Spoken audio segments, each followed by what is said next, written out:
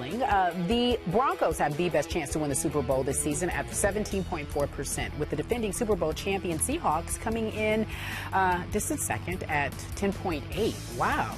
The Saints, the Patriots, and the Bengals round out the top five. Do you agree with this, Skip? I don't even know why we're even asking this question. Wait a second here. Yeah, pull it out. Take a look at it. Did you just say that off this projection that the Denver Broncos are prohibitive favorites to win this year's Super Bowl? Not 5 years out Super Bowl. We're talking about this year, right? Yeah, that according to number. And I know we're not talking about last year's Super Bowl. No, because they lost. Thank you. What was the score? I forget. What was the score of last year's Super Bowl? It was 43-8.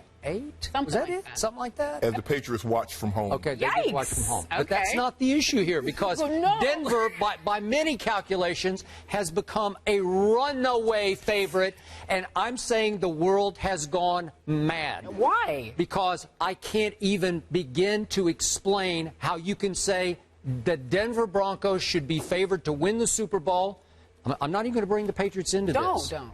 Over the Seattle Seahawks. The Seahawks. Maybe over the Sounders? No, the Seattle the Seahawks. Sounders? The Seahawks. Yes. Wait a second. The last time I checked, Denver was not in Seattle's league. Yeah. I will give you this. I would agree with that, Skip. Okay, not in their league.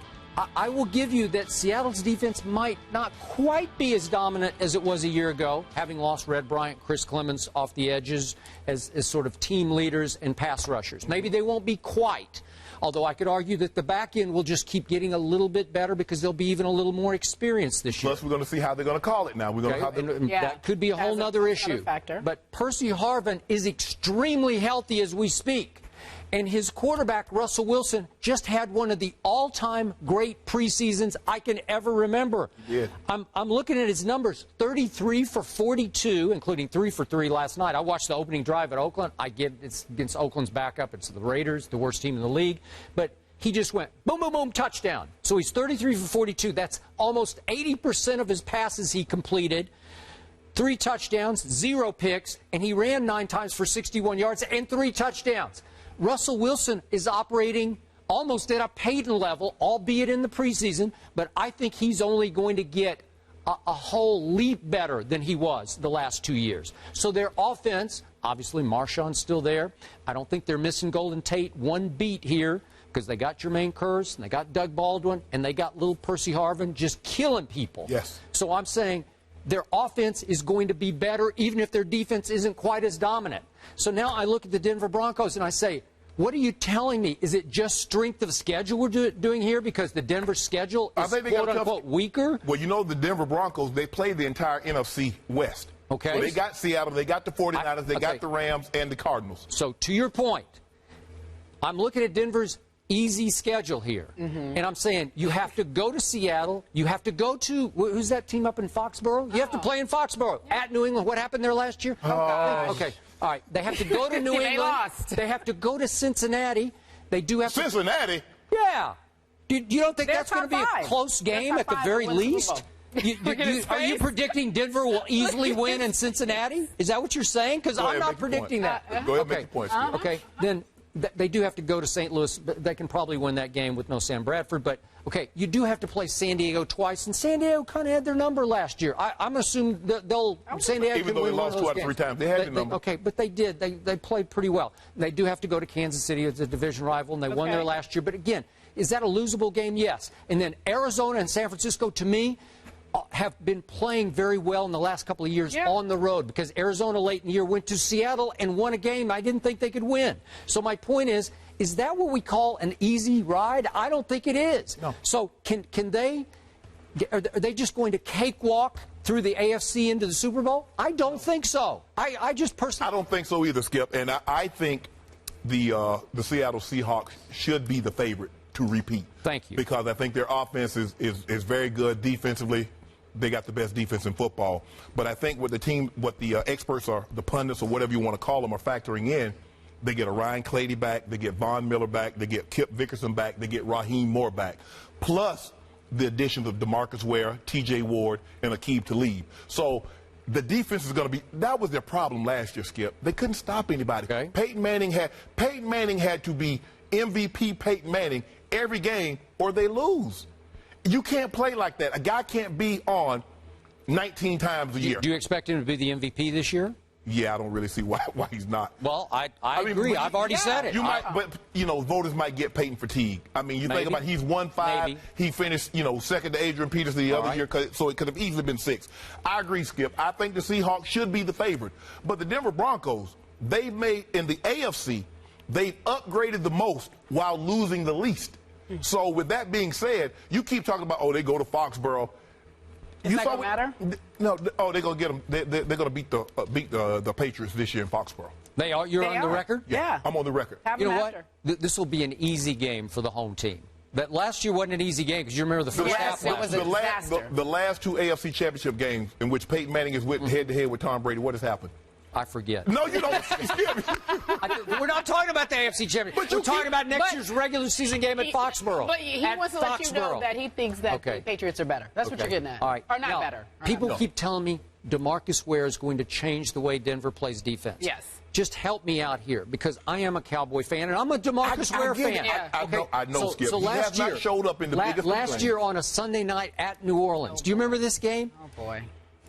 DeMarcus Ware played 49 snaps in a game in which the Dallas Cowboys gave up 49 points and an NFL record 40 first downs. How big a difference did he make on that night in that game?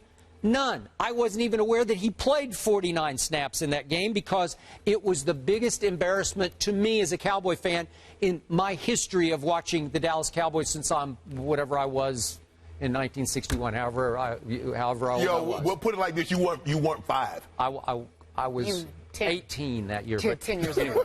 Yeah. So the point is that is he really that guy anymore? I think people are overrating what DeMarcus Ware is. People are overrating what Aqib Talib is not because there are too many times Aqib Talib, you say he's such a gifted, he's a gifted player, and maybe in some routine game against the Oakland Raiders, he might pick off a couple of passes. And then all of a sudden you're playing San Diego at home and you're in trouble, and he's on the sideline because he's hurt. But I love how you say injuries with Aqib Talib, but you don't factor in the injuries with Rob Gronkowski. I mean, you make it seem like he plays 16 games every year. I haven't been making a case for New England in this whole conversation. I'm talking about New England. I'm talking about Denver versus Seattle for who's going to win the Super Bowl. But before that happens, they have to win the AFC.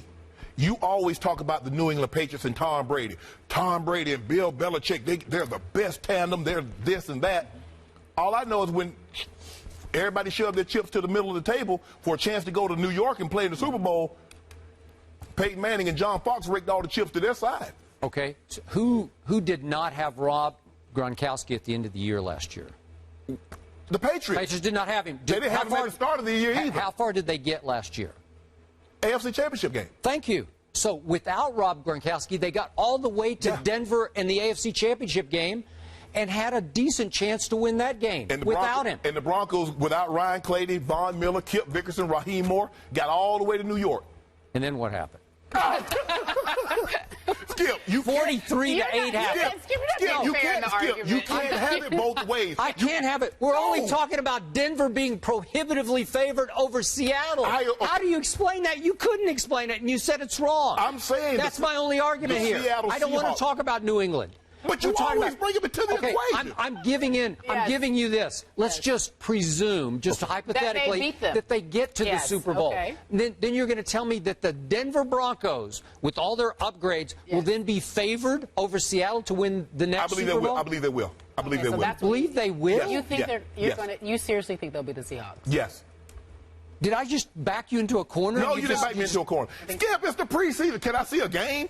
Can I see him play one regular season? Because injuries factor in everything. Peyton Manning or Demaryius Thomas, or the same thing with Russell Wilson, Marshawn Lynch. That changes the whole dynamic. Yes, okay. What if? Okay, I'm not presuming that Rob Gronkowski is going to be healthy for my New England Patriots. Are you presuming that Wes Welker is going to be able to play every year for your Denver Broncos? I believe that Broncos can sustain a healthy offense without Wes Welker more so than the Patriots can without Rob Gronkowski. I totally disagree with that. Tom Brady should have been the MVP last year. That's how good he was with He nothing. threw 30 less With touchdowns. nothing. I know, but he's What he throwing had to to work with Julian is what he's trying to Edelman and say. Danny Amendola. Are you kidding me? You know that's not how the MVP works, Skip. Okay, but I'm just saying what he did to get that team to the AFC Championship He game threw was 30 less- phenomenal. he threw 30 I don't less care. touchdowns. Okay. He got them there with nobody. Gentlemen, this if you is the put case Peyton up there, do you think he'd of throw both of you 30 guys less loving touchdowns? too hard. You're loving too hard. No, You're just spewing orange. You're bleeding orange. As are you with your Patriots. No, I'm not. He picks any team that plays the Broncos. It can be the Jacksonville. Blake Bortles will beat Peyton Manning. Is that true? In 2011, that was not the case. Do you remember what happened in 2011? Who was the biggest Denver Bronco fan in the world that year? What happened? It was him. He was trying to say. Oh, because of team. Oh, yeah. Man, yeah, stop yeah. it. Skip, stop. Well, you said I hate the Denver Broncos. I didn't hate No, them. you like a particular player that happened to be on the Broncos, so you had to root for the Broncos. I did. You didn't like the Broncos per I did se. not like the Broncos per se. All right, per se. We get it. Skip doesn't like the Broncos. This Just man, down. this You have man an here. orange T-shirt on. He does have one on No. and Yes, you pom-poms do. underneath with your Patriots. Tony Stewart.